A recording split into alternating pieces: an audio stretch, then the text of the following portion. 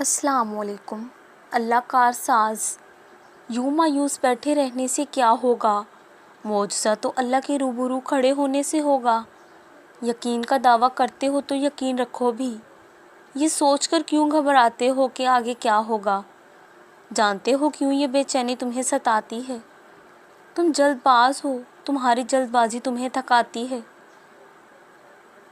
تم ہر بار نافرمانی کرتے ہو اللہ کے فیصلوں کی، مگر آخر میں اسی کی محبت ہر بار تمہیں تمہاری محبت سے بچاتی ہے۔